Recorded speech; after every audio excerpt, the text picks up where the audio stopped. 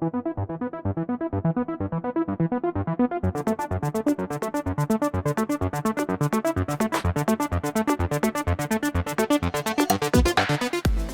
this, we will move on to the first panel discussion session to discuss on the theme of today's event, how to mitigate fraud in a digital world. I would request Dr. Deepak Kumar Sahu, Chief Editor, VAR India, to take up the discussion ahead. Over to Dr. Sahu. So, welcome everyone to the panel discussion session. Good morning, good afternoon, and good evening. The topic of the discussion is how to mitigate fraud in a digital world. So let me introduce to the panelists in today's most exciting panel discussion session. Dr. Harold DaCosta, CEO, Intelligent Communication, Mr. Anuj Agrawal, Chairman, Center for Research and Cybercrime and Cyber Law, Mr. Sandeep Sengupta, Founder, ISOH Data Securities Private Limited, Dr. Karnika Seth, Founder and Head, Corporate and Cyber Law Practice. So let me introduce about the topic and the theme.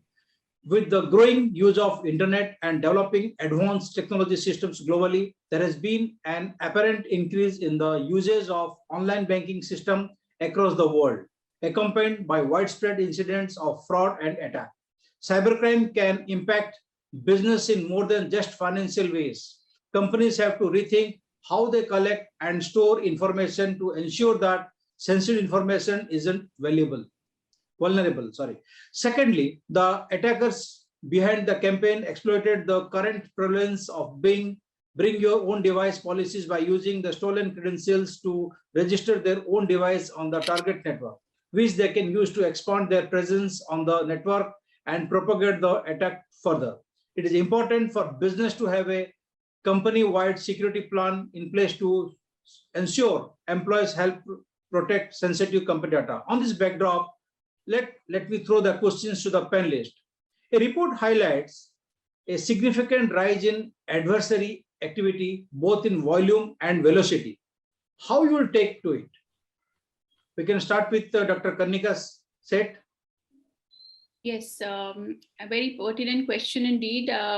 I think in today's times, we see the pandemic, especially 500% rise in the crime rate. So the kind of cyber crimes which have pervaded in this cyberspace, right from ransomware attacks to social engineering attacks and QR code scams, and not only that, the stalking activity, cyber stalking, corporate frauds, data thefts, they have increased multiple folds, in this time frame. And the adversarial activity, as we say, criminal activity, has risen particularly because of use of technical tools. People have started misusing VPNs. People have started misusing a lot of software, proxy servers, Tor, and other kinds of tools available online to commit these kind of crimes. And knowing that the resources of the state, of the government, may be limited during the pandemic specifically. And people are already in a panic state of mind, they have maneuvered and manipulated this time frame to cause these kind of activities and commit crimes. So this is how it has risen in this last 2 years specifically. And corporate frauds specifically have increased, not only stealing of software. We've particularly, during this time period, seen a lot of data being hacked, lot of privacy invasions happening, corporate lists of clients being siphoned off, IPR, the intellectual property thefts have also been committed during this time frame, and not only in the resources or the servers which are located within India, but abroad as well. And phishing, wishing, and smishing, as we all understand, all three have increased in this time span, and misuse of video conferencing as well. So hacking attempts using video I would say softwares, and people have not understood the kind of security parameters they need to use. So a lot of hacking activity by intruding into corporate meetings, specifically where there were free software available, those have hampered the whole corporate world and brought it as a challenge before us. This is how I initially, as a opening remarks, I'd like to just start with this background of what has happened in the last 2 years specifically. Good. So, Mr. Sandeep, if you can throw the light on it. See, we are moving towards digital India, but very few people in India has learned digital hygiene, the good digital hygiene. So, and more than that, as we are fast adopting technology, I believe we have two eminent lawyers over here. They can vouch for me. The IT Act and the different law that we have in our country, that has to be upgraded and updated as per the technology advancements and the different new IoT cloud as we are moving. That is becoming hard and very difficult. Even the Data Protection Act has been in discussion since 2018. Now, the more stringent are the law, the easier will be to stop the crime. Or if the crime happens, it will be easy to catch these criminals and to put them behind the bars. But the way we are adopting technology, that is not, that is progressing much faster than making our allied environment, like having the stringent laws, upgrading our police force, and making them aware of the different types of cybercrime. This mismatch is creating a lot of problem. So people will always adopt technology, our citizens will always adopt technology, but are we really ready for that adoption? I believe no. Though a lot of work is going on from the government, from the law enforcement, from the policy makers, but they are miles behind what is needed for proper adoption of the technology and keeping the citizens safe. Till this mismatch is narrowed, we will have a difficult time ahead, and we will have a lot of incidents happening over the days. Good. So, Mr. Anuj, what you will say on it? I think it is important to understand that the digital transactions, the usage has really gone up, and it is a good sign. The use of internet is like use of a highway. As we are building very fast highways in this country, the accidents are increasing because people are not following the basic etiquettes or the discipline of a fast highway. Similarly, the internet usage and speed both have gone multiple times up. But the basic etiquettes, the basic discipline and the hygiene, which is required to ride on this fast internet highways, lacking. And that is what leading to maximum fraud or the cyber crimes happening in this country, especially for the individuals. In the corporate scenario, there is a complete lack of attention of the board of directors towards this issue. Most of the companies, the board or the CEO would see this as an IT problem. And IT people are at times lower in the hierarchy with limited budgets. So they are not able to provide sufficient solutions. The data protection bill, which is hanging fire in parliament for a few years and is still not seeing the light of the day, because for the politicians, it is not in the priority, or maybe the lobbyist group who are against this kind of legislation are working overnight to stall this progress. That is also adding to many of the problems in this area. So there is a need for the legislative overhaul as well as focus from the individuals on training and learning. And for the corporate, it is high time that they allocate a certain minimum budget vis-a-vis the kind of transactions, the volume of transactions, and the turnover, etc., which they are doing towards this issue. Then we will see some improvement. Otherwise, the risk is definitely very high. Right, you're right. Dr. De Costa, you want to throw some light on it? I, I think a lot of the points have been covered by my fellow panel friends. Just to add on to it, as what has been said, the cybercrime are at all-time high. There's no doubt about it, and we are one of the largest growing economy in the world now, with almost about 8 to 9% of the GDP increase that's been projected across. But then those projections only can take place once we have got basic cybersecurity practices in place in all of the verticals. It could be a banking, it could be a telecom, it could be a manufacturing, education. So all the verticals, you would require better cybersecurity practices to be going on. With the digital economy now revolving around, and most of the people now working around the digital assets, it's very important that we have a proper policy in place. So the pace at which the technology is moving, at the same space, the cybersecurity practices have not moved. In fact, just a report what I read just about a couple of days before. So it said that the amount of the digital transactions which has been done specifically in our country, if 1% of that also could be hacked, it could have a severe impact on the economy of the nation.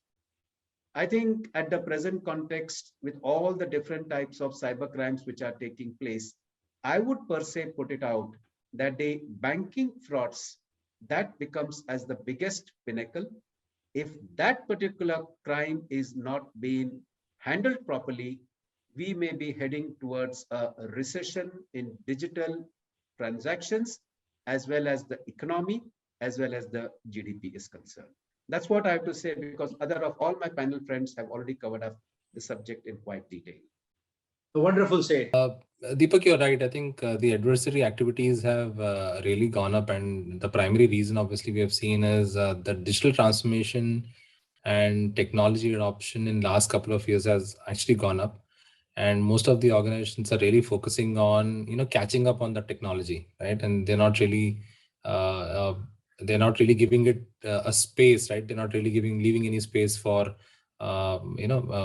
various other requirements that are supposed to be dealt with primarily from a cybersecurity perspective. So obviously, I mean, if you actually just see the underlying aspects of it, let's say it's actually technology is bringing in a lot of connectivity, and both connectivity and splintering, right? Resulting in various vulnerabilities which are unaddressed. So, I mean, if you've seen the explosion of smartphones and the apps that have actually come in last couple of years, the number of IoT devices that have gone up. I mean, you wouldn't have seen so many devices being connected a couple of years back. Now, all of a sudden, you have so many devices connected. You have smart homes, you have smart factories, you have smart shelves in the in stores. So all these devices are obviously adding to the technology fabric that obviously organizations are leveraging on. The second thing is, enterprises will continue to rely cloud, especially after COVID-19 coming in. I think there's been a lot of push towards cloud, and enterprises will continue to rely on cloud, and also on the technology vendors that are running the cloud, right? So I think technology is actually creating a lot of interdependency that way, and also introducing, I would say, unseen vulnerabilities, which obviously adversaries are exploiting, right? The second part of the adversary activity going up is the whole idea of splintering, right? So if you've seen the privacy laws that have been that many of the countries have come up with, if you see China and Russia, they have actually come up with isolation, especially they have declared themselves as sovereign nations with sovereign internet laws and great firewalls, which means that technology which is being used by rest of the world is different to an extent in some of these countries, and obviously it opens up a complete paradigm in terms of vulnerabilities that the adversaries can actually exploit, right?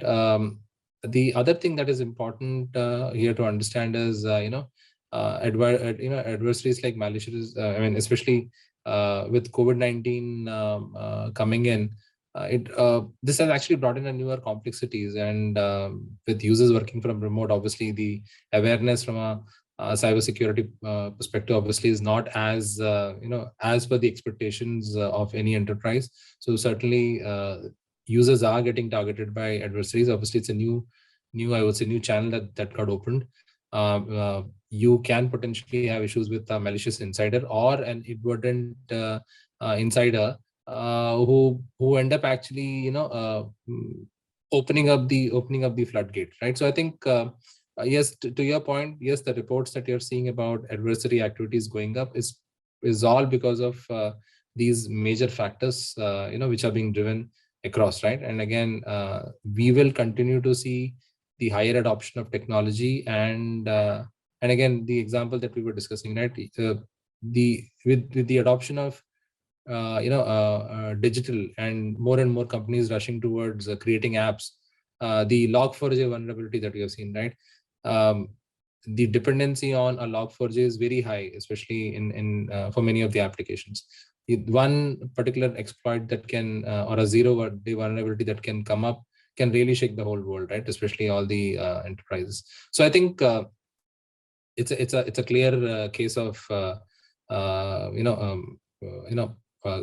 as you rightly said, cat and mouse kind of a game. So somebody's trying to patch something, the other guy is trying to break it. So I think that's the way it's going to work going forward. So I will move to the next question, like ransomware as a service, what we call as a RaaS, is offering a pay-for-use malware. It is created for extortion over stolen or encrypted data, known as ransomware. Do you agree on it?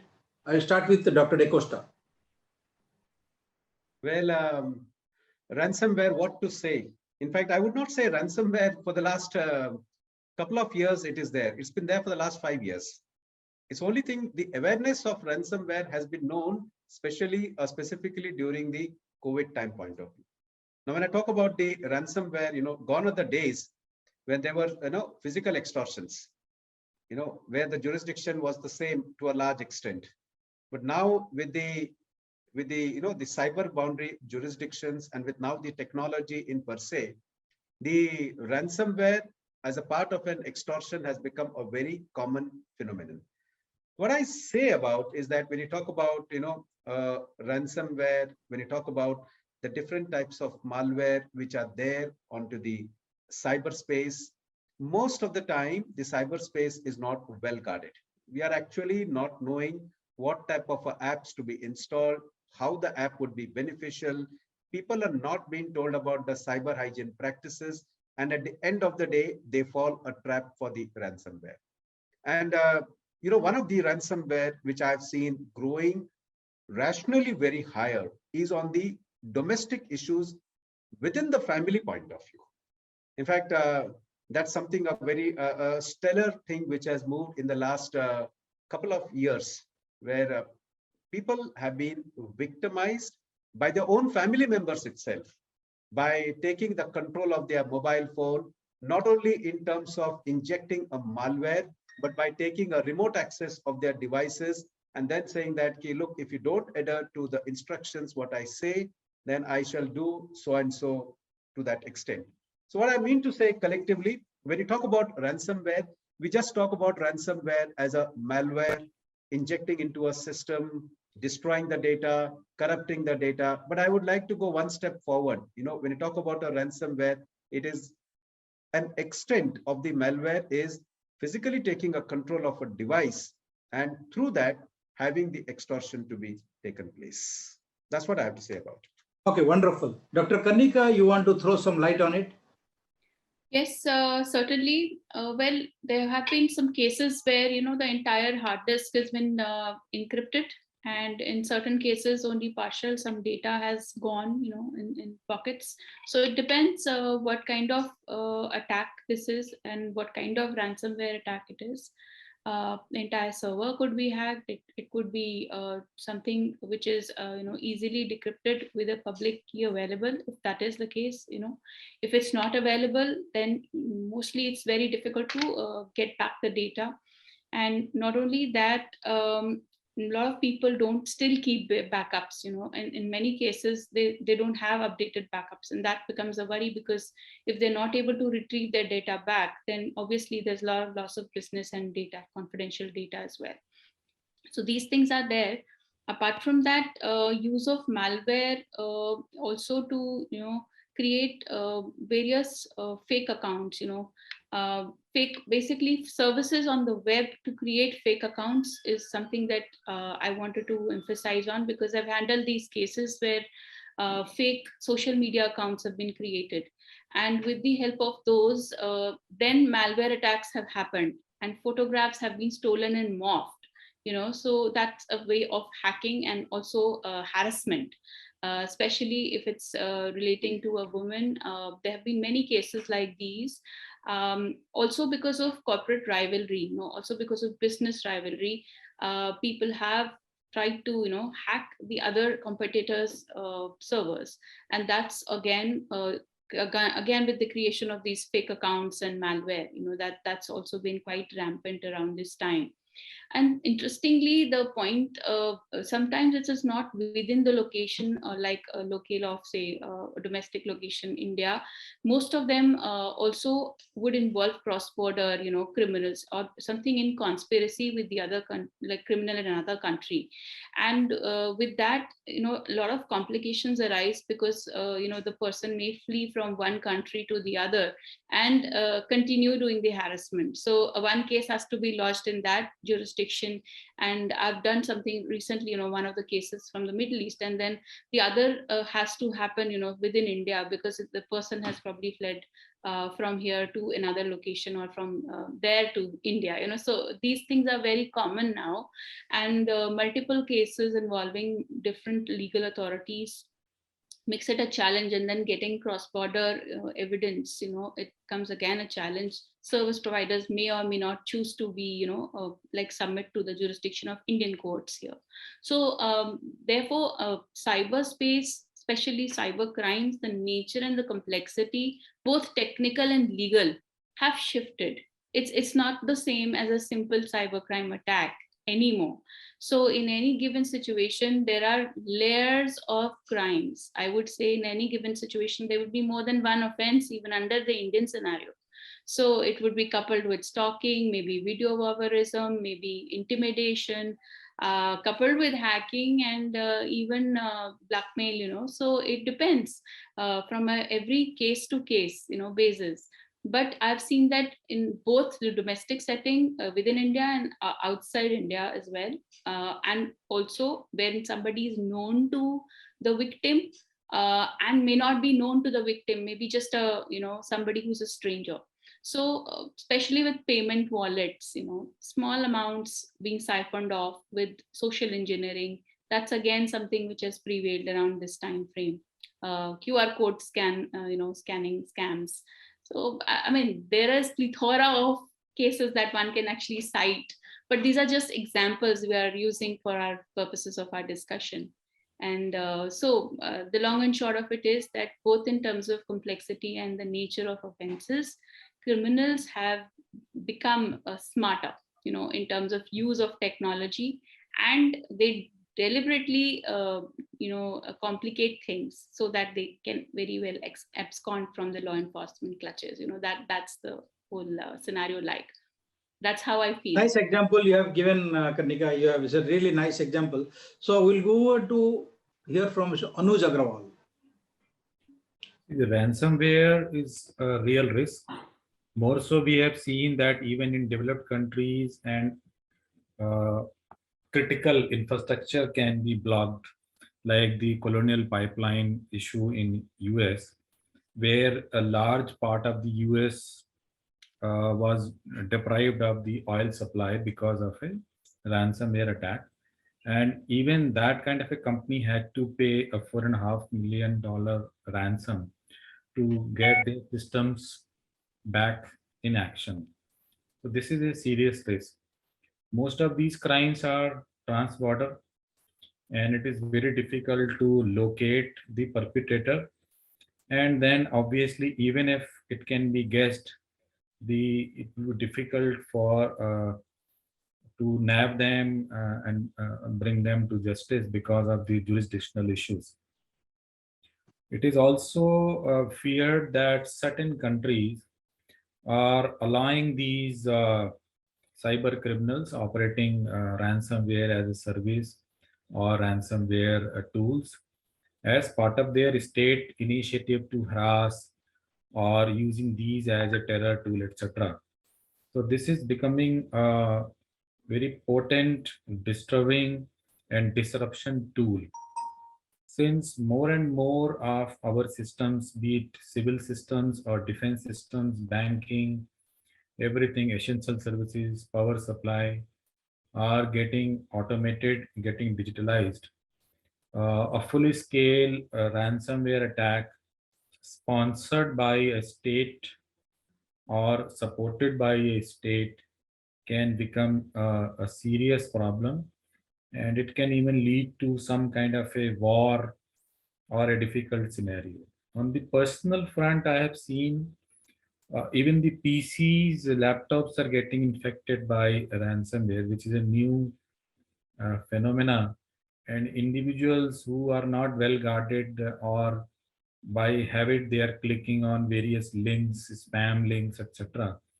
They are also getting their systems encrypted and obviously failing to pay 2, 4, 5 lakh rupees, which are typically demanded as a ransom payment. They are losing important data, disrupting their personal life. This is something which is definitely needs to be talked about, discussed, and guarded against. But at this point of time, it looks that the cyber criminals operating ransomware or ransomware as a service is having an upper hand. Good, Anuj.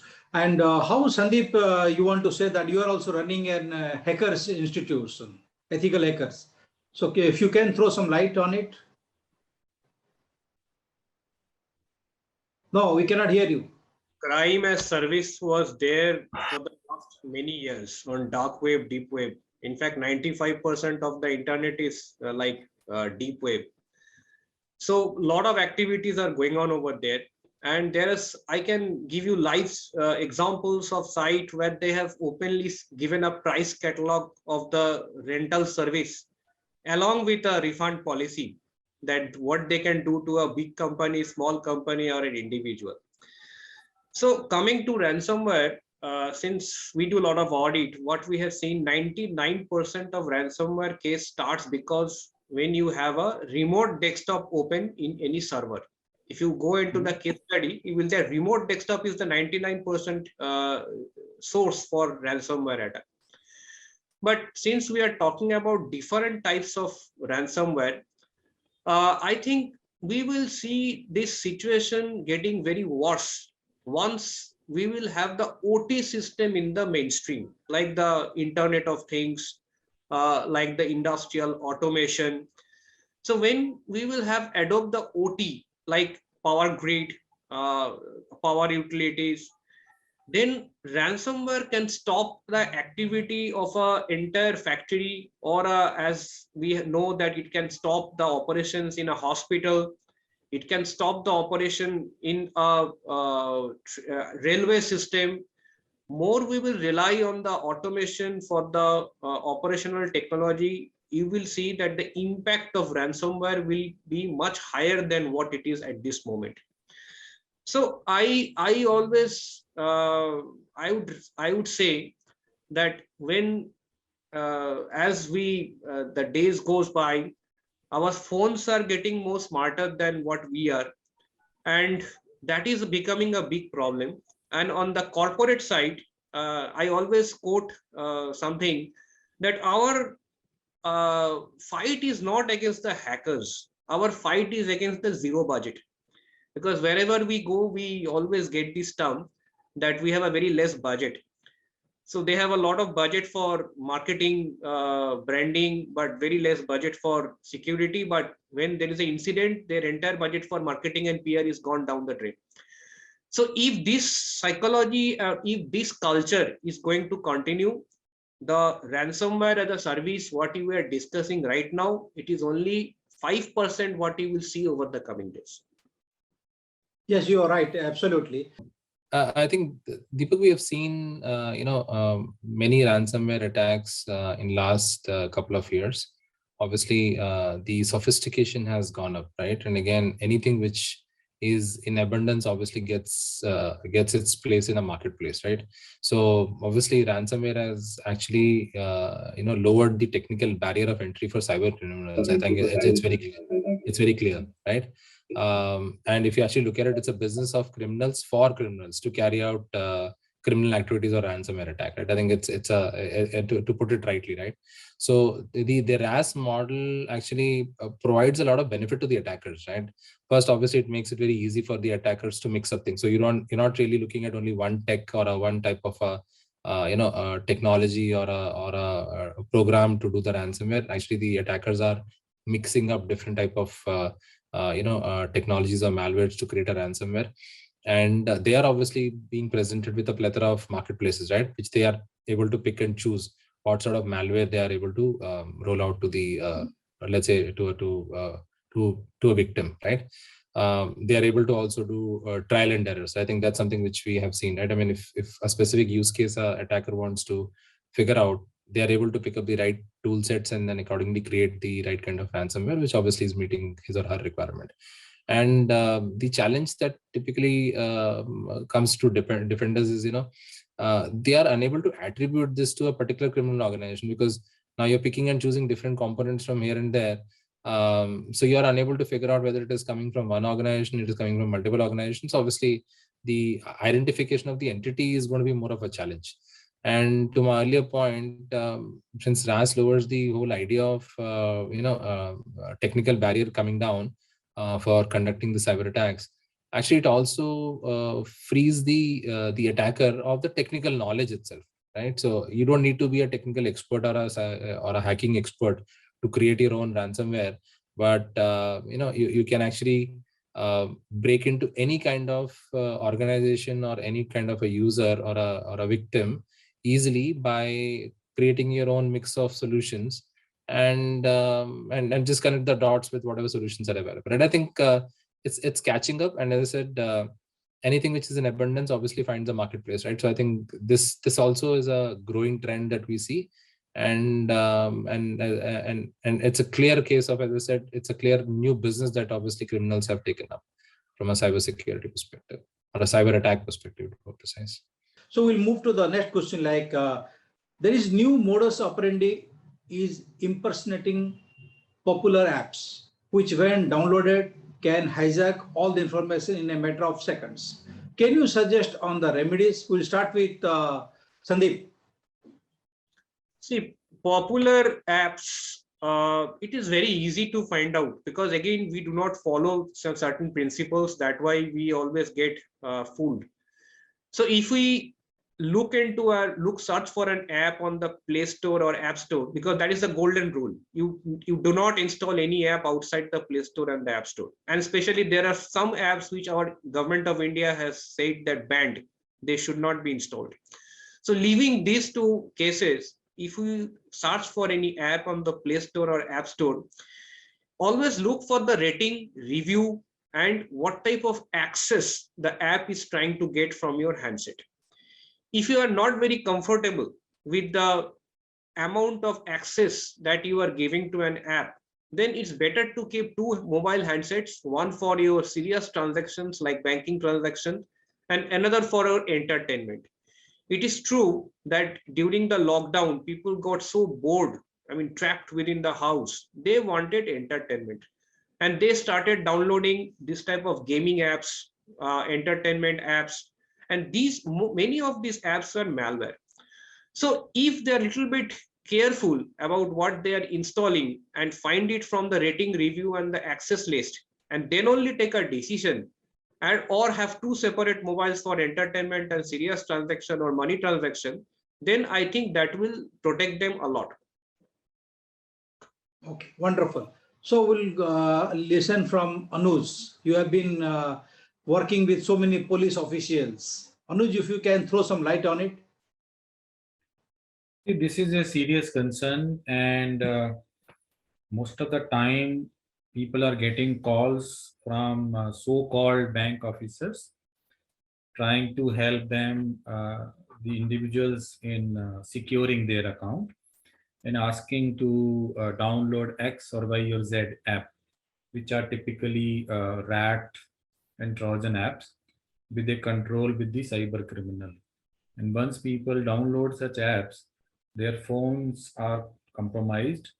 And in that scenario, the criminals are not requiring any kind of OTP because they have got access to the phone.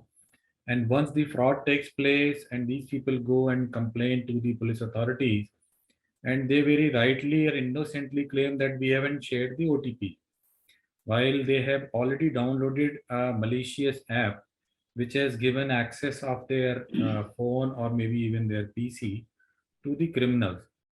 So it is very, very important that 2, 3 golden rules, which I think everybody is advocating, that do not share obviously your OTP or anything, and do not download any app, and do not search for help or the customer care details or numbers on Google because they are all compromised. Go to the website of the bank or the financial institution, or look at the communication, the letter, etc., which you might have received while opening the account or some kind of a passbook where the phone numbers or the help details are there. Call them from the registered mobile or send an email. So I think little precautions, one can really get saved. But this menace is increasing day by day. And since people have downloaded the apps and their OTP has been used in the transaction, banks are regularly refusing to compensate such victims, even if they believe they haven't done anything on their side. Okay. So Dr. Karnika, I'm sure that you are also must be fighting daily in the court on it. Yes, absolutely. I had a chance to work on this case which came on, regarding Google Apps, where different loan apps were being circulated, at that point of time, and they were the questions of due diligence were raised. So I worked on that, and it was very interesting to see the kind of due diligence measures which even our current laws basically require, and if they have not been followed, then obviously one can't wash off one's hands. It's like you're creating a platform, and if that is there, then there are certain requirements and do's and don'ts while you're onboarding some app.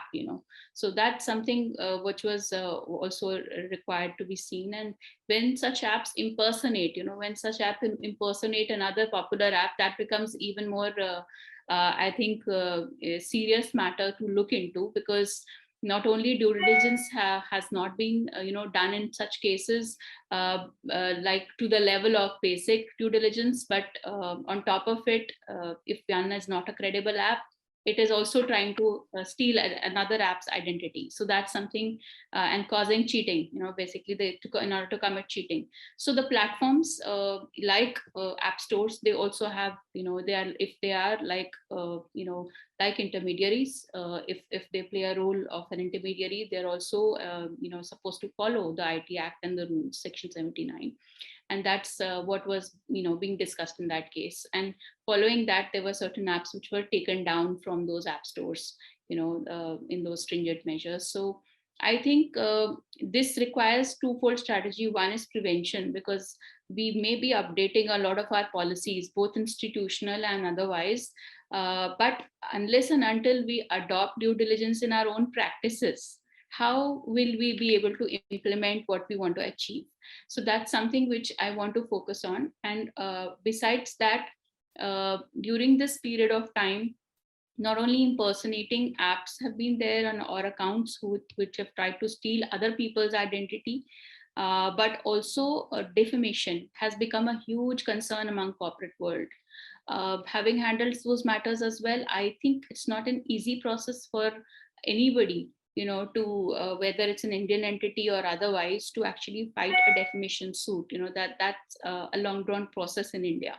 So that's something also which is an interesting thing, since we're discussing the corporate world and the kinds of crimes and problems. In the last few years, this and data theft defamation and data theft are two big concerns, apart from ransomware, of course, and hacking, which has always been a concern. So that's how in our law practice, I have seen these trends, and I wanted to share that experience with you. Okay, wonderful, wonderful. I think we'll hear from Dr. D'Costa because he works on the technical and legal perspective also. So if you can throw some light, Dr. D'Costa. Yeah, actually, as I first said, most of the points are covered. I just want to rely on one point, and that is basically how people shall not be inclined not to download an app which is a fake. In fact, last 3 months, I worked on about 7 cases, and they were basically from the corporates. What came to the conclusion was that, see, when you have an email, once the email is being digitally signed, so the recipient comes to know that this email has been sent by this person only. So the spoofing concept is completely eradicated.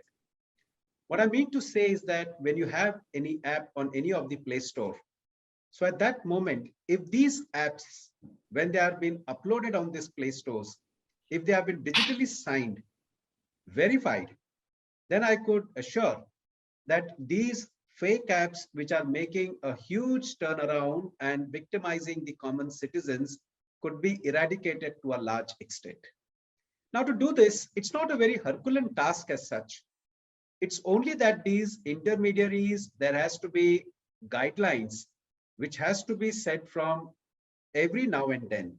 If you have set some guidelines some years before and we tell them to follow the guidelines now, or tell them that we follow these rules and regulations which have been made 5 years, 10 years ago, that will not have any bearing on the present situations.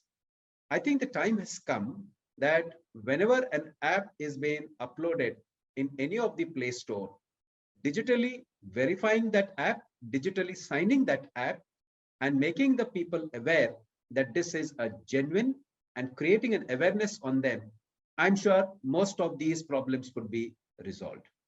In fact, just one line I would like to add upon is that we have got Facebook verification, where Facebook does a verification of a profile. So you have a green tick or a blue tick next to the profile.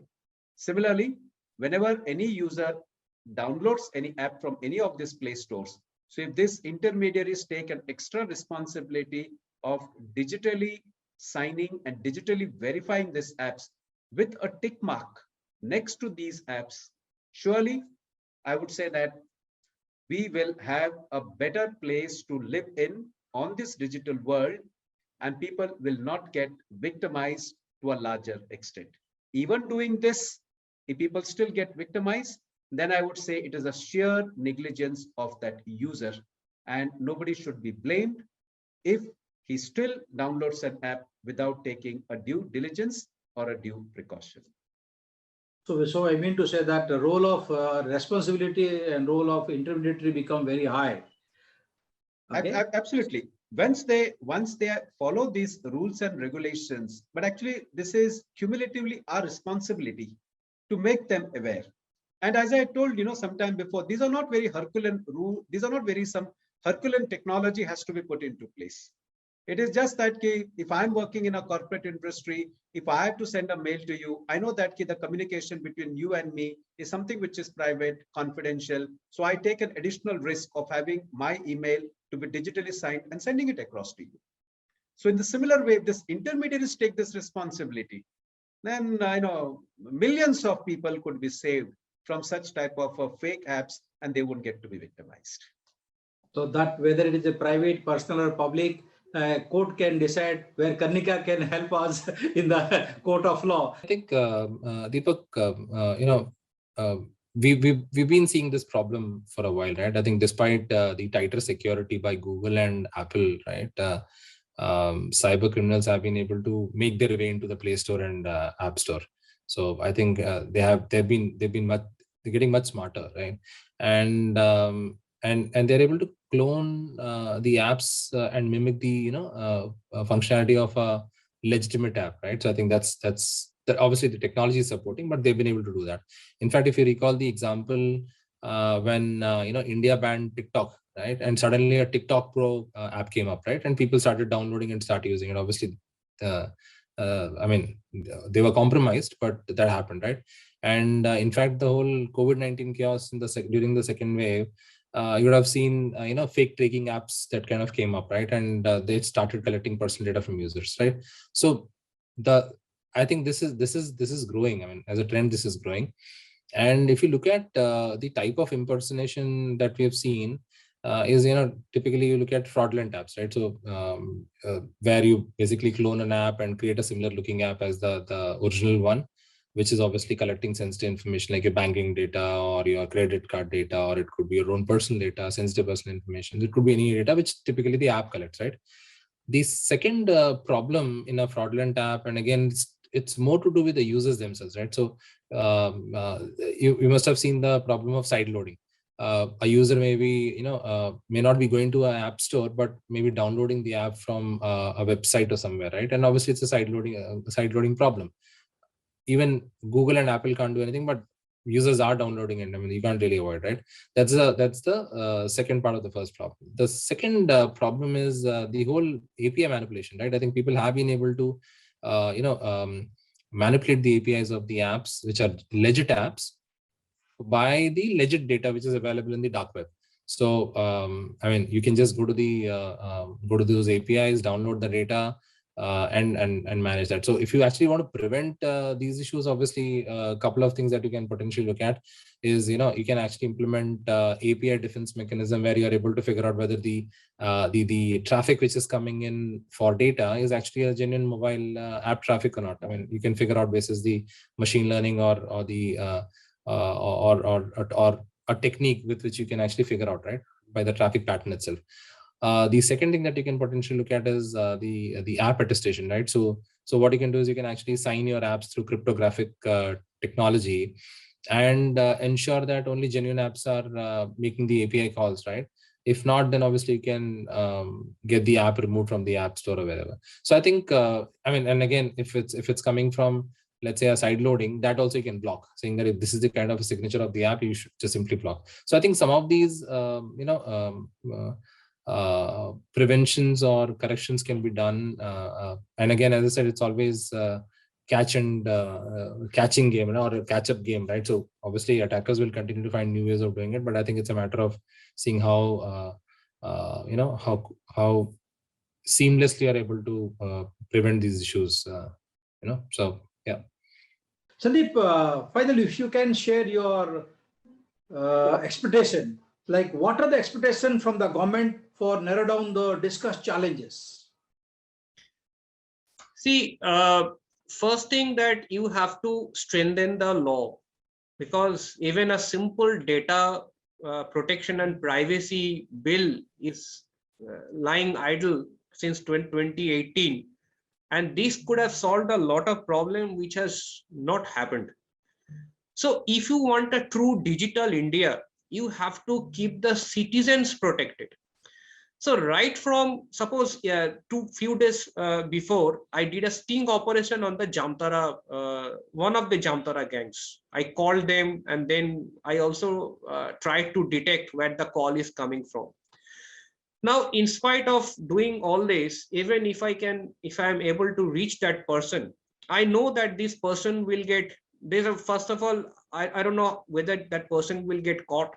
And if he gets caught, how much time it will take to get a bail, and he will just walk away smiling and again start a operation. Or maybe he will come back to me with the intention to just do some damage to me. So first of all, you make sure that the proper law and regulations are there. Number two, make sure that awareness is there, because digital literacy or digital hygiene is not spreading as it is needed. So that has to be part of the student curriculum, like at the college level, at the school level, at every locality. Maybe from the government, you need to teach it to the law enforcement people. Maybe we have very skilled lawyers over here, but I'm sure that every lawyer is not aware of cybercrime tools and technique, while all the digital crime is slowly shifting. I mean, crime is shifting to digital. So that has to be done. So you have to have the proper policy, proper regulation, proper awareness, equip the law enforcement, and then only you can see that digital India, people are getting the confidence. Otherwise, more and more people will cheat. Once they go into a cashless India, they will lose their confidence on this digital India and they will fall back, and that will be taking us, our country, at least 10 years back. You're right. I think Dr. Karnika must be doing something on it. We'll come to her. So before that, Mr. Anuj, you want to throw some light? What is the expectation from the government? I think it is important for the government to take this seriously and train their people, allow them to work in the cyber or digital investigation for a longer time. Everybody is looking towards moving to a law and order role, which is more enriching to their career. So I think somewhere down the line, there should be either a cadre which is focused on cybercrime, or they must say that look, for promotion, etc., you need to be in cyber investigation, say for 3 years minimum. So that will bring cyber investigation into focus as far as the ground forces are concerned. Once they find it useful and career enhancing, I'm sure they will be serious about it. And once they become serious, the training will be more effective. Till that time, they are there only for a very limited period, say 6 months to 1 year. And that is not even enough to learn. Once they are not able to learn, obviously you can't expect them to deploy those learnings on the job. So that's how most of these crimes are not being investigated properly, or citizens are not getting relief well in time. And the conviction rate is very, very low. I think less than 10% for the cases which are taken up by the prosecution. I'm not talking about the cases which are not reported or not converted to FIR or left midway. So most of the FIRs, even which are registered, I do not think they go for the prosecution because some or the other reason is cited and the investigation files the FR, not the charge sheet. Good. So I think I am sure that Dr. Karnika, she is expecting some government, and also she is also advising something for the government. If you can throw some light, Dr. Karnika. Well, I think from the government side, there are a lot of initiatives like we have in the Make in India. We're already talking about upskilling and skilling, the manpower, especially in cybersecurity, and launching new courses and trainings for both law enforcement and even private stakeholders and individuals. That has been a good move, and in the budget, as you would have seen, there's a thought about digital university also, and I'm sure cybersecurity is going to be a part of the same. Also as a course which different stakeholders at different levels of cybersecurity could be, trained in, and that's something which goes without saying is very important: education and training at all levels. And then comes the, when we talk about the criminal justice system, I strongly feel that there is a need for having separate criminal courts to do with cyber crimes, because the backlog of cases is huge and we don't have dedicated courts to handle cyber crimes specifically. So that's something which I have seen and advocated time and again, that this is something which is very important that government should also consider, apart from the other initiatives that one is making. Also, as Harold was also mentioning, that developing your indigenous products and goods, especially cyber tracking, tools and AI-based tracking and surveillance software, that's also something that they really need to work on. And from the point of view of law enforcement, number of cases, even if they're reported, hardly a handful of them get into an FIR stage. So that's something that one needs to work. The government needs to also maybe strengthen the machinery in terms of quick redressal, quick urgent investigations in such matters, because otherwise common man, if he or is a victim of a crime and doesn't get quick justice, then obviously they lose heart. So that's important, that one needs to work on these areas as well, apart from education, which is, I think, one of the most important sectors which has been highlighted in the current budget. Wonderful. And Dr. DeCosta, how you want to address this query? Well, I would only say that, we had in the last 2 years, we were very familiar with the word Atmanirbhar. I think I will go with that term itself. In fact, during the COVID time, it was most of the time, people actually tried to follow whatever the best practices they could do. So what I mean to say is that when you talk about this Atmanirbhar, I think it will be too demanding to be expected from the government, all the things. I think the time is ripe enough because we have got a huge talent pool in our country, which is still not be explored. I think we should go to the government with our plans, and we should be telling them that these are the practices by which the crimes could be eradicated. In fact, I would certainly feel that the government should closely look into private partnership model, because in the budget you have heard that there were a lot of PPP models which were into place, mostly on the infrastructure part. I think the PPP model also on the cybersecurity, where the private organizations as well as the government institutes has to come together to devise a policy, because the government can have the policy to be made, but till the time they don't have the expertise which can come from the industry mapping together, we may not have achieved the eradication of cybercrime to a larger extent. So that's the point number one, the PPP model. Number two, we require separate courts to handle matters related to cybercrime. We also require dedicated cyber police stations. In fact, in some of the states in our country, we have got dedicated cyber police station. This has to be extended to the whole of the nation, where we have dedicated police stations exclusively handling the cyber crimes. Point number three, and that is, we have a portal now initiated by the Home Ministry, the cybercrime.gov.in. It basically happens a portal where it works like a clerk, where your particular request has been taken and it has been sent to the police station, and there you get a call, so on and so forth.